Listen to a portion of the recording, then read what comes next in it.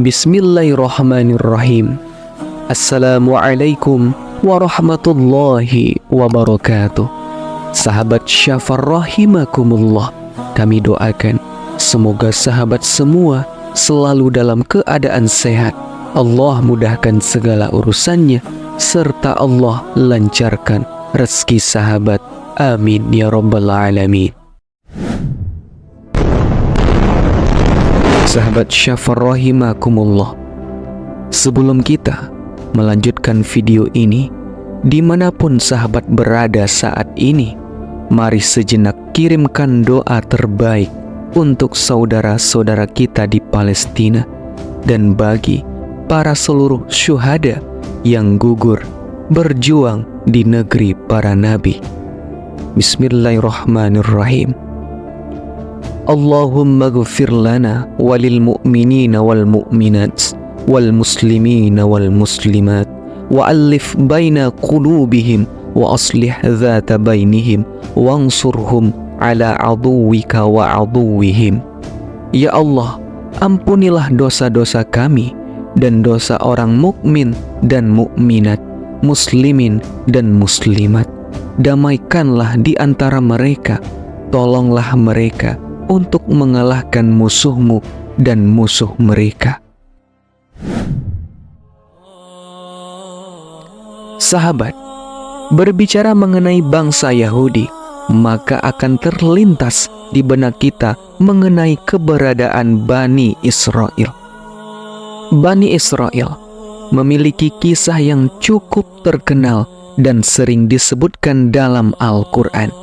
Mereka dikenal dengan sifat pembangkangnya dan tidak segan membuat syariat di luar ajaran Nabi. Lalu, siapakah sebenarnya bangsa Yahudi ini dan apa kaitannya dengan Bani Israel? Sahabat beriman, bangsa Yahudi juga disebut sebagai Bani Israel.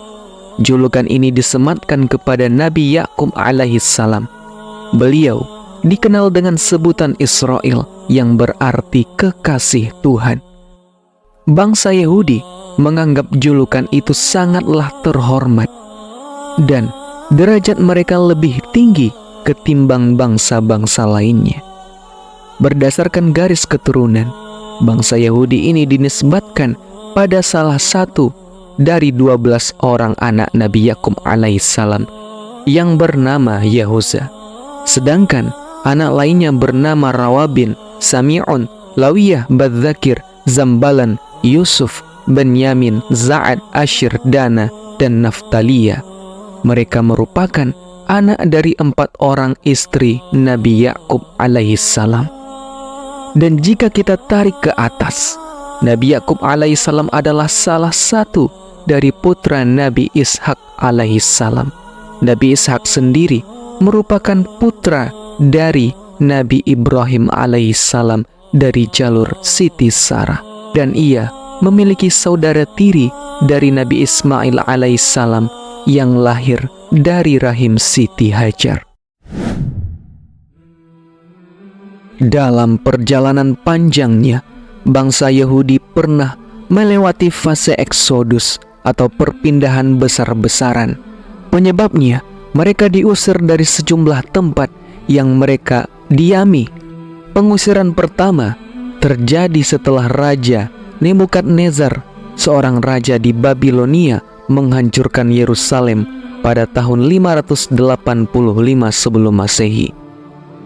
Lalu, pengusiran kedua terjadi ketika Titus, komandan tentara Romawi, menghancurkan Yerusalem pada tahun 70 Masehi.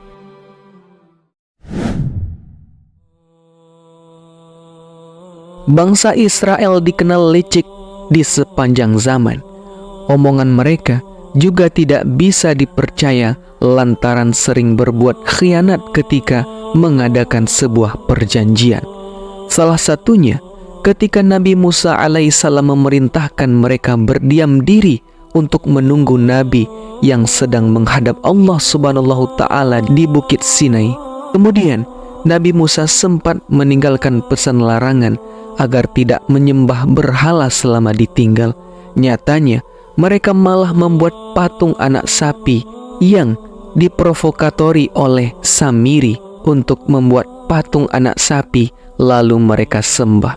Dan ini bukti mereka itu ingkar pada perintah Nabi Musa alaihissalam.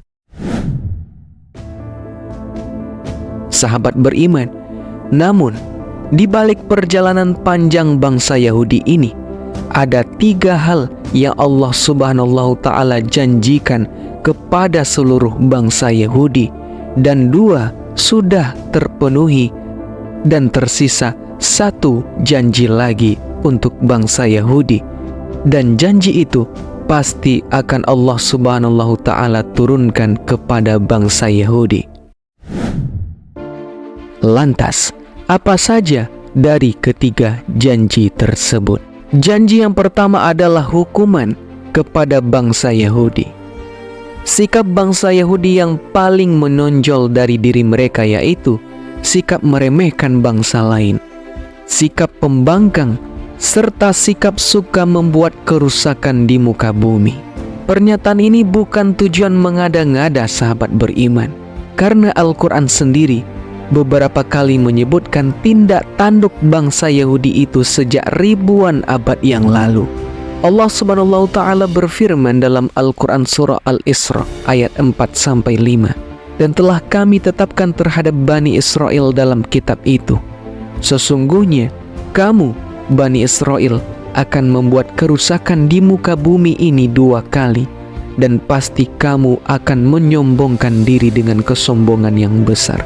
Maka apabila datang saat hukuman bagi kejahatan pertama dari kedua kejahatan itu, kami datangkan kepadamu hamba-hamba kami yang mempunyai kekuatan besar.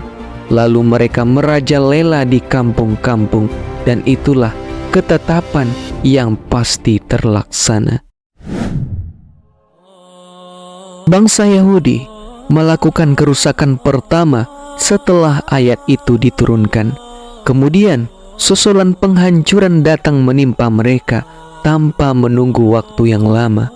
Hancuran dan pengusiran bangsa Yahudi ini adalah perjuangan dari hamba-hamba Allah Subhanahu wa Ta'ala, sehingga koloni mereka sempat terpecah, tersebar ke seluruh penjuru negeri. Hal ini sebagaimana yang dijelaskan dalam Al-Quran. Dialah yang mengeluarkan orang-orang kafir di antara ahli kitab dari kampung-kampung mereka pada saat pengusiran yang pertama. Kamu tidak menyangka bahwa mereka akan keluar, dan mereka pun yakin bahwa benteng-benteng mereka akan dapat mempertahankan mereka dari siksa Allah. Maka Allah mendatangkan hukuman kepada mereka dari arah yang tidak mereka sangka-sangka, dan Allah mencampakkan ketakutan ke dalam hati mereka. Mereka memusnahkan rumah-rumah mereka dengan tangan sendiri dan tangan orang-orang mukmin. Maka ambillah kejadian itu menjadi pelajaran, hai orang-orang yang mempunyai wawasan. Al-Quran surah Al-Hasyr ayat 2. Kemudian janji Allah yang kedua adalah kebangkitan bangsa Yahudi. Allah Subhanahu wa Ta'ala juga berjanji kepada bangsa Yahudi mengenai hari kebangkitan mereka setelah mereka mengalami fase kehancuran pertama. Allah memberikan kesempatan kepada bangsa Yahudi untuk mengalahkan orang-orang yang pernah mengusir mereka, siapapun mereka, sehingga janji kedua ini telah terpenuhi. Sebagaimana hari ini bangsa Yahudi kita lihat berhasil membalas sakit hatinya menduduki sebagian besar negeri Sam, negeri Palestina. Mereka mati-matian berusaha merebut berbagai wilayah dari tanah Palestina, mendirikan kem-kem ilegal dan lain sebagainya. Tercatat pada tanggal 2 November 1917, kala itu Menteri Luar Negeri Inggris Arthur Balfour yang ditujukan kepada Lionel Walter Rothschild, seorang tokoh komunitas Yahudi di Inggris, Surat itu berisi 67 kata, namun isinya ternyata memberikan dampak yang sangat panjang terhadap perjuangan bangsa Palestina yang masih terasa hingga saat ini. Surat tersebut mengikat pemerintah Inggris untuk mendirikan rumah nasional bagi orang-orang Yahudi di Palestina dan memfasilitasi pencapaian dari tujuan ini. Dan surat tersebut dikenal dengan Deklarasi Balfour. Intinya, kekuatan Eropa menjanjikan gerakan Zionis sebuah negara di wilayah yang 90% penduduknya adalah penduduk asli Arab Palestina. Dan mandat Inggris ini dibentuk pada tahun 1923 dan berlangsung hingga 1948. Selama periode tersebut, Inggris memfasilitasi migrasi massal orang Yahudi di mana terjadi gelombang kedatangan yang cukup besar pasca gerakan Nazi di Eropa. Sahabat beriman, rentetan peristiwa ini ternyata disinggung dalam firman Allah Subhanahu wa taala dalam Al-Qur'an surah Al-Isra ayat 6 yang artinya, "Kemudian kami berikan kepadamu giliran untuk mengalahkan mereka kembali, dan kami membantumu dengan harta kekayaan yang melimpah dan anak-anak keturunan, dan kami jadikan kamu kelompok yang lebih besar." Dan firman Allah dalam Al-Quran surah Al-Isra ayat 6 ini terbukti Israel mempunyai kekuatan militer yang sangat kuat.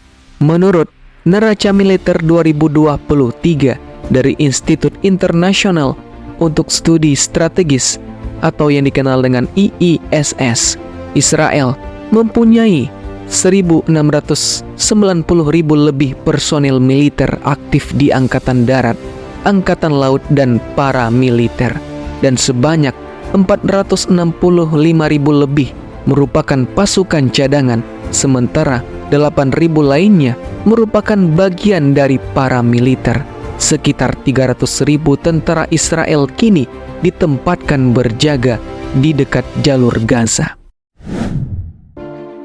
Dan Israel menjadi negara dengan kekuatan militer yang paling kuat di daerah Timur Tengah dan dengan pengawasan dan dilengkapi dengan persenjataan yang super canggih.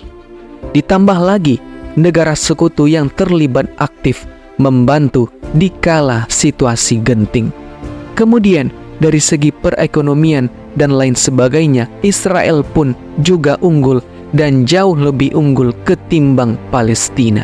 Namun sahabat beriman, lagi-lagi bangsa Yahudi menyombongkan diri mereka dengan kekuatan yang mereka miliki, dan mereka pun membuat kerusakan di muka bumi, salah satunya yaitu menyerang mati-matian rakyat Palestina.